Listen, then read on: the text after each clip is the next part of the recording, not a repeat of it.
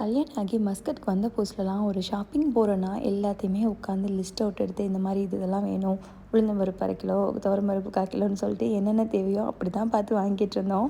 இப்போல்லாம் பார்த்தீங்கன்னா கடைக்கு அப்படியே போகிற போக்கில் என்னென்ன ஆஃபர் போட்டிருக்கான், எது இதெல்லாம் நம்ம ஃபேமிலிக்கு தேவையானது, எதை வாங்கணும்னு சொல்லிட்டு மைண்ட்லேயே கால்குலேட் பண்ண ஆரம்பிச்சாச்சுங்க. பேலன்ஸ்டு மீலுக்கு என்னென்ன தேவைன்ட்டு நமக்கு தெரியும். அதுவும் போக ரொம்பையும் வாங்கி பல்காலாம் வைக்கிறது கிடையாது. அடிக்கடி கடைக்கு போகிறோம், 4 நாளைக்கு தேவையான ஐட்டங்களை மட்டும் பார்த்து வாங்கிக்கிறது. மெயினாக சீசனல் ஃப்ரூட்ஸு அப்புறம் வெஜிடபிள்ஸ்லாம் என்னென்ன இருக்கோ அதெல்லாம் மஸ்ட்டாக தூக்கிடுவேங்க. கம்பல்சரி லாட் ஆஃப் வெஜிடபிள்ஸ் இருக்கும். அப்புறம் ப்ரோட்டீனுக்காக கொஞ்சம் பன்னீர், அப்புறம் பார்த்திங்கன்னா சிக்கன், அப்புறம் ரொம்ப ரேராக மட்டன் அந்த மாதிரி எடுக்கிறது. ஸோ மோஸ்ட்லி கால்குலேட் பண்ணிக்குவேன். இந்த நாள் இந்த கறி இந்த பொரியல் தான் வைக்க போகிறேன்னு சொல்லிட்டு அந்த அளவுக்கு தேவையானதை மட்டும்தான் வாங்கிக்கிறது. நாட்டு காய்கள் ரொம்பவே சேர்ப்பேங்க. முட்டை ஒரு மஸ்ட்டுன்னே சொல்லலாம். பால் ரொம்ப கம்மி தான். பால்லாம் நாங்கள் அவ்வளோவா குடிக்க மாட்டோம். மிச்சப்படி தயிர், மோர் எல்லாமே நிறைய எடுத்துக்குவோம். இப்படி தான் எங்களுடைய வீக்லி பர்ச்சேஸ் இருக்கும். பை.